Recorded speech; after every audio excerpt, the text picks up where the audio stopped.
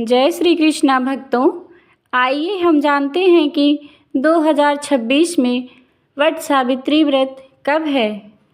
वट सावित्री व्रत 2026 में 16 मई दिन शनिवार को मनाया जाएगा। विवाहित महिलाएं अखंड सौभाग्य, पति की लंबी आयु और सुखी वैवाहिक जीवन के लिए यह उपवास रखती हैं। इस व्रत में वट वृक्ष, जिसे हम बरगद का पेड़ कहते हैं, उसकी पूजा और परिक्रमा की जाती है।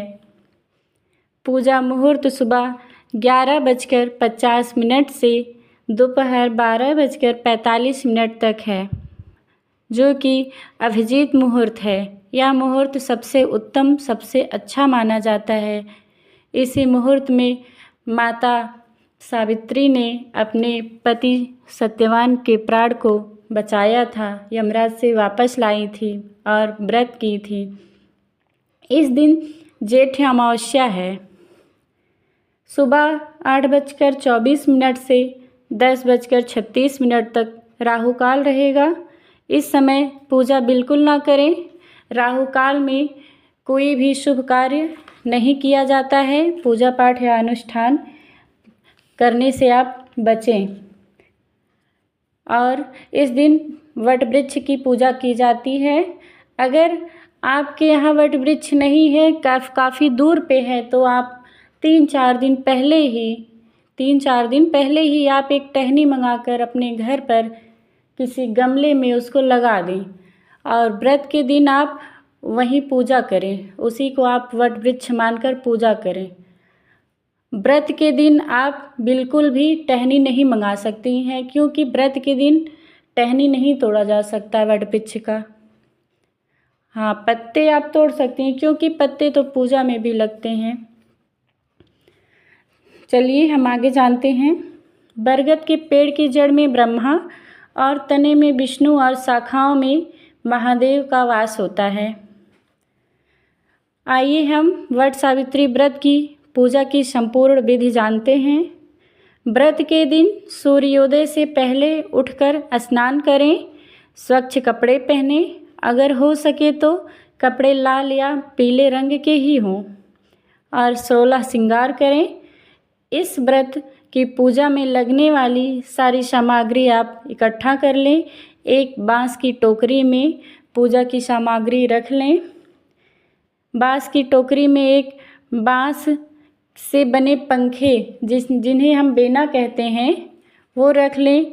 माता सावित्री और सत्यवान की प्रतिमा रख लें और अक्षत, रोली, धूप, दीप, फूल माला, फल, भीगे काले चने रखें। सफ़ेद या लाल कच्चा सूत ज़रूर रखें और वटवृक्ष के नीचे जाएं और वह स्थान जहाँ आप पूजा करेंगी, वह पूजा स्थान आप साफ़ करें पहले। उसके बाद गंगा जल छिड़क कर वह स्थान आप शुद्ध कर लें। वट वृक्ष के आप 8 पत्ते तोड़ें और सबसे पहले वृक्ष की जड़ में आप जल चढ़ाएं। उसके बाद आप जो 7 पत्ते तोड़ी हैं, उसमें से एक पत्ते पर वहाँ पर गौरी और गणेश जी को स्थापित करें।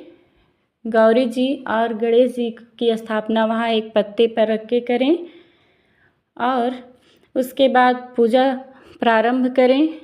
चंदन लगाएं, अक्षत, फल, फूल, मिठाई, धूप, दीप सब आप चढ़ाएं भगवान को। उसके बाद आप हल्दी और आटे का एक ऐपन बनाइए।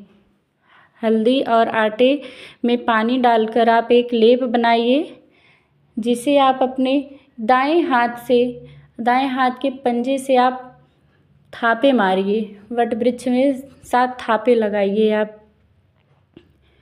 अगर हो सके तो आपके पास अगर आटा ना हो, उस समय आप भूल गई हो, तो आप बस हल्दी में ही पानी डालकर आप लगा सकती हैं थापे।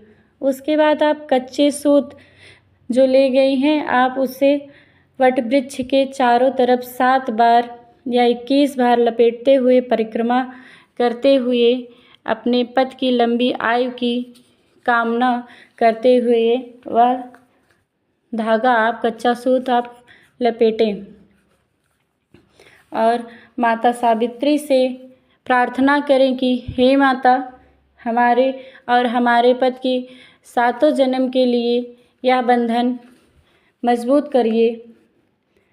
उसके बाद परिक्रमा के बाद वृक्ष के नीचे बैठकर माता सावित्री और सत्यवान की कथा सुने या पढ़ें और लकड़ी के पंखे से वृक्ष को हवा करें। उसके बाद पूजा जब संपन्न हो जाए तो आप अपने सामर्थ्य के अनुसार ब्राह्मणों को दान दे सकती हैं। वस्त्र, फल, फूल कुछ भी आप दान दे सकती हैं।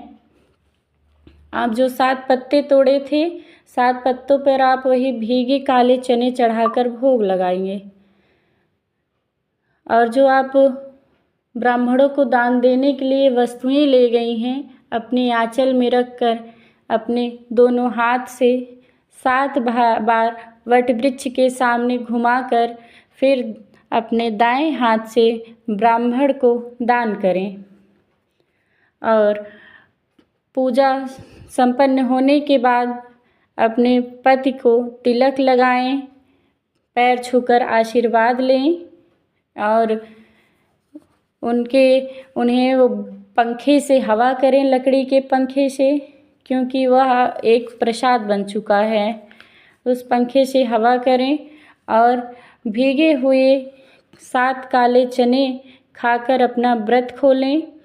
और जो लोग निर्जला व्रत रहती हैं वो अगले दिन सूर्योदय के बाद, सूर्योदय के पहले नहीं, सूर्योदय के बाद स्नान करके स्वच्छ कपड़े पहनकर अपने पति के साथ वही काले चने खाकर ही व्रत खोलें, पारण करें।